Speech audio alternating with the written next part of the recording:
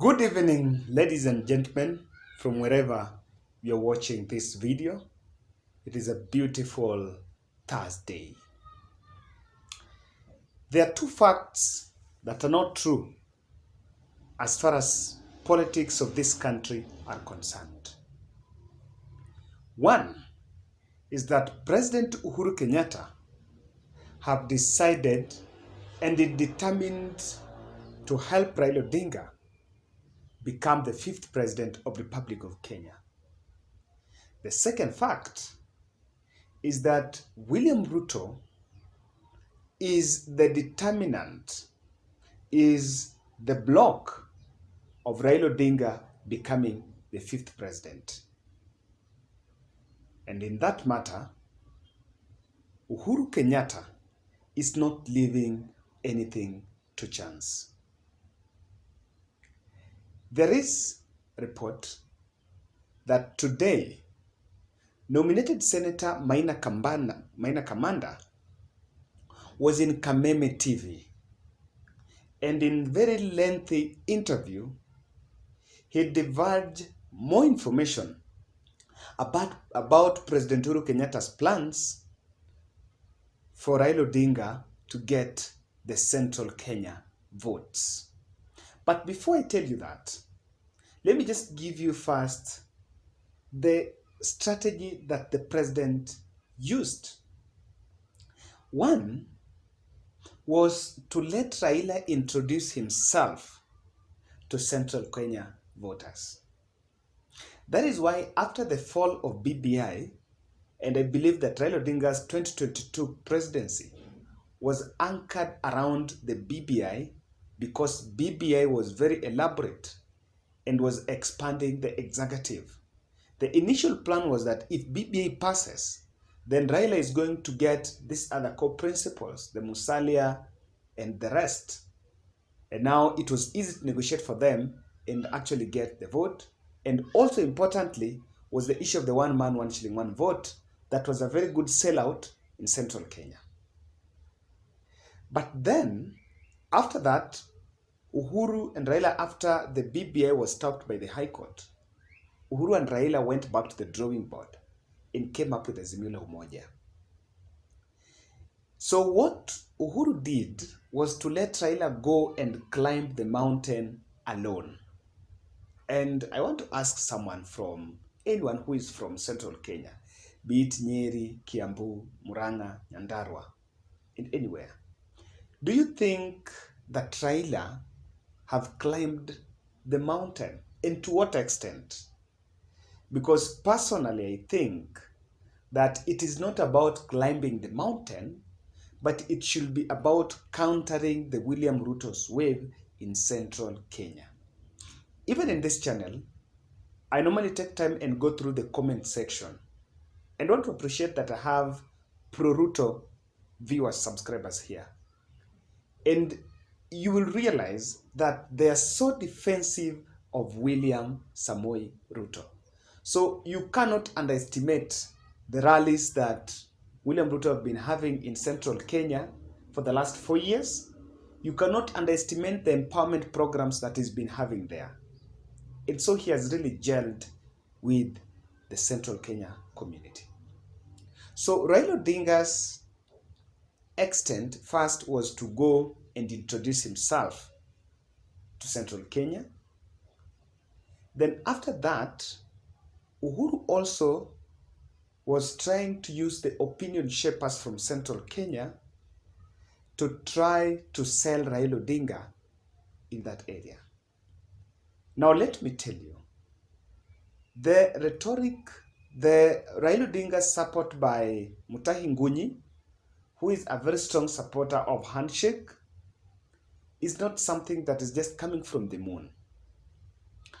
Raila Odinga's support by Pauline Njoroge, this was Jubilee campaign influencer from Central Kenya. The opinion shapers from Central Kenya have been trying to endure Raila to those voters. So that was also another strategy by Uhuru Kenyatta. Another one was to try to use Central Kenya's leaders who are loyal to Jubilee Party.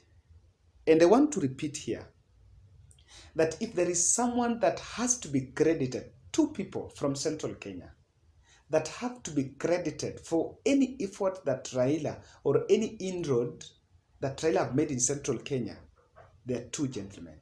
And they're the ones who are the focal people. One is Maina Kamanda, and the other one is Kieni MP Kanini Kega. These two gentlemen really have been in the forefront defending Raila and taking Raila to the central. I think Maina Kamanda joined Raila Odinga during the Kibra by-election. Kieni MP joined after the BBI was stopped and was moving with Raila all over. All the rallies in Central he attended and all the rallies out of Central. So this was a deliberate plan by Uhuru Kenyatta first to introduce Raila Amolo Odinga. So that is it. Now, today, the 20th of January, Maina Kamanda was in Kameme TV, and in that interview he divulged that Uhuru is planning to go and campaign in Central Kenya for Raila Odinga on this base. First, Uhuru's Central Kenya tour is supposed to be to tell the Central Kenya people what he has done for them. That is reason number one. The second is to give them political direction. I am on record in this channel faulting the president that he has failed to give that much needed, unsolicited political direction. That is why you will see leaders like Sabina Chege, Kimani Ngunjiri Nyeri Town MP, a little bit undecided and lacking directions to take. So guys, if you're new to this channel, take a second and subscribe, and also give this video a like. Our question today is, should Uhuru campaign for Raila? Now, I want to divulge on 4 implications of that move by President to Raila Odinga. When Uhuru will go to campaign for Raila in Central Kenya, that is going to counter the wave of UDA. And the first implication of that is Raila Odinga's increased popularity. There is difference between popularity and fame. Raila Odinga is already famous in this country. But I think popularity is where people have that interaction, know that person and say, we embrace this person. So Raila Odinga's popularity is going to shoot. This brings to the opinion poll that shows that Raila is 35.